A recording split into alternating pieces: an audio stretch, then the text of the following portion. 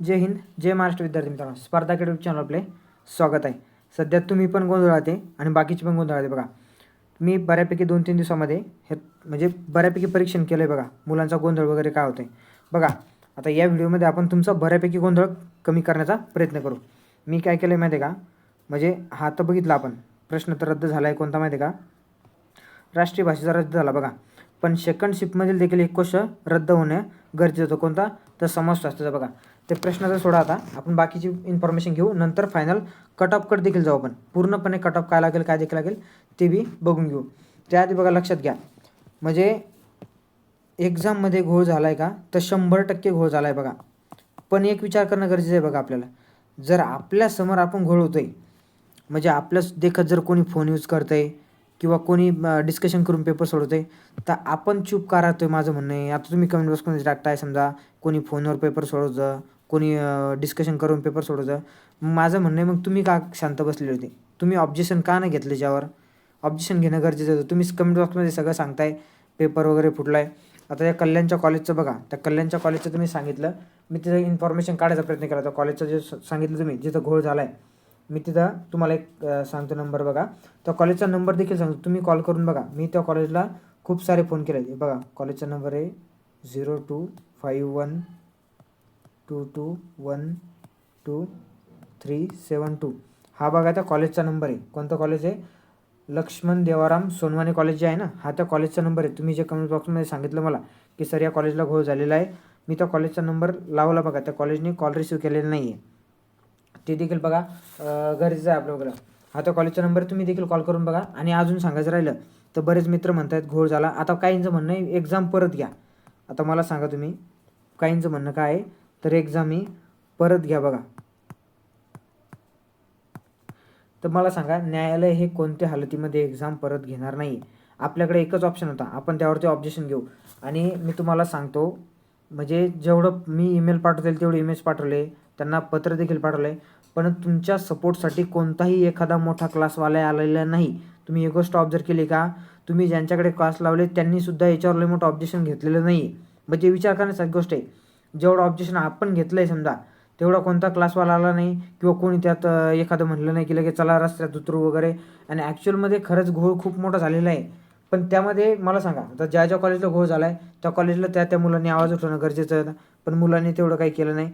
पण खरंच तुम्हाला सांगतो, एक्झाम जर विचार जर केला, मुलांची जी मागणी आहे परत एक्झाम घेण्याची, खरंच एक्झाम परत व्हायला पाहिजे. आणि तुम्हाला सांगतो, जर असं जर झालं नाही तर विचार जर केला तर त्या कॉलेजला जवळपास 25-30 म्हणजे आपण म्हणतो जवळपास 2 शिफ्टचे 500-600 असे करून पकडले 1000-1500 पोरं आहे. आणि जागा किती त्याचा विचार करा. मग असं जर म्हटलं तर कट ऑफ हा विचार जर केला तुम्ही, तर तुम्हाला सांगतो आत्ता कट ऑफ 25 ते 27 दरम्यानच लागेल. मग यामध्ये तुमच्या लिस्टमध्ये नाव येईल का, तर नाही येणार. आणि जर विचार जर केला, ऑब्झर्वेशन जर केलं, तर मुलांच्या मार्कनुसार कट ऑफ हा 20 ते 21 लागायला पाहिजे. बघा, कट ऑफ हा एवढा लागायला पाहिजे, पण एवढा लागणार नाही कट ऑफ. जर आता असं जर झालं, हीच परिस्थिती राहिली, तर कट ऑफ 25च्या पुढंच निघून जाणार आहे. तुम्ही एवढं लक्षात ठेवा. कारण की त्या कॉलेजचा विचार केला, एक जण कमेंट टाकते की त्या कॉलेजची मुलं आउट ऑफच असणार आहेत. मला सांगा, त्या कॉलेजचे जवळपास मग आता 1000 मुलं असतील. 1000 मुलं आज हे जर आउट ऑफ येतं विचार केला, तर मग आपण बाकीच्यांनी करायचं काय? हे गोष्टीचा विचार करणं गरजेचं आहे. बघा, आणि ज्या एक्झाममध्ये म्हणतात मुलं की समजा हे झालं आहे, पेपर मोबाईलमधून बघून सोडवला आहे, तर मग तिथं तुम्ही ऑब्जेक्शन घेणं गरजेचं होतं. बघा, मग त्यामुळं आता एक्झाम कॅन्सल होणार का? बघा, ही तर एक्झाम कॅन्सल होण्याचे चान्सेस खूप कमी दिसायला आले. म्हणजे सध्या तरी परिस्थितीमध्ये असं नाही की एक्झाम कॅन्सल होईल. जर मी तुम्हाला सांगतो, खूप मोठा जर आवाज उठवला गेला, आणि खरंच आवाज उठवणं गरजेचं आहे. तुम्ही मागचे व्हिडिओ बघा आपले. मी आता सध्या इंटरव्ह्यूचा आणि चापल्ली चाचणीचा व्हिडिओ बनवणार होतो, पण मला नाईलाजानं हा व्हिडिओ बनवण्याची गरज पडली. कारण की मुलांच्या एवढ्या कमेंट येत आहेत. फक्त मुलांनी एकच लावून ठेवलं आहे, सर एक्झाम कॅन्सल झाली पाहिजे, एक्झाम कॅन्सल झाली पाहिजे. माझं म्हणणं आहे, प्रत्येकाने अजून एक काम करा, सोशल मीडियाचा वापर करा थोडा. सोशल मीडियाद्वारे असे काहीतरी व्हिडिओ बनवा की एक्झाम कॅन्सल करायला भाग पडली पाहिजे. नाही तर कुठले तुम्ही एक काम करा, ते कोणते मी त्यांना मागतोय, मला तरी त्या म्हणजे मी तुम्हाला वाटल्यास तर नंबर देऊन टाकतो माझा. कमेंट बॉक्समध्ये मला सांगा ते कुठले आन्सर की आहे, पहिला पेपर पहिल्या शिफ्ट मला, म्हणजे पहिल्या शिफ्टला दुसरा पेपर दिला आहे, तो मला पाठवा तुम्ही. म्हणजे मग मी त्यावर हे करतो, ऑब्जेक्शन घेतो. तुम्ही मला त्याचे फोटो तरी पाठवा, म्हणजे मग ऑब्जेक्शन घ्यायला मी तयार आहे. फक्त तुम्ही मला प्रूफ द्या त्याचा. त्या कॉलेजचा जे कोणता आहे ना, तर सेकंड शिफ्टचा पेपर फर्स्ट शिफ्टमध्ये झाला आहे, तर त्यांनी मला फर्स्ट शिफ्टचं हॉल तिकीट पाठवा आणि त्यांची OMR शीट वगैरे पाठवा.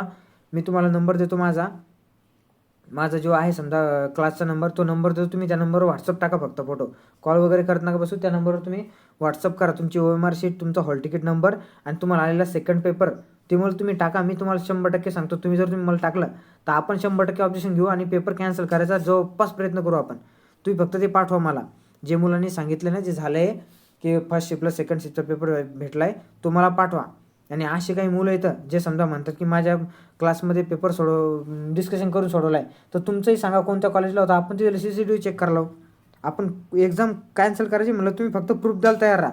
एक्झाम कोणत्या हालत आपण कॅन्सल करू, तुम्ही फक्त ते प्रूफ पाठवायला तयार राहा. मग फक्त तुम्ही म्हटले पाहिजे तुमच्या जर हॉलमध्ये पेपर सोडवला आहे तर त्या हॉलमध्ये CCTV आहेत का, नसतील तर मग CCTV का नाही, तर आपण असंही बोलू.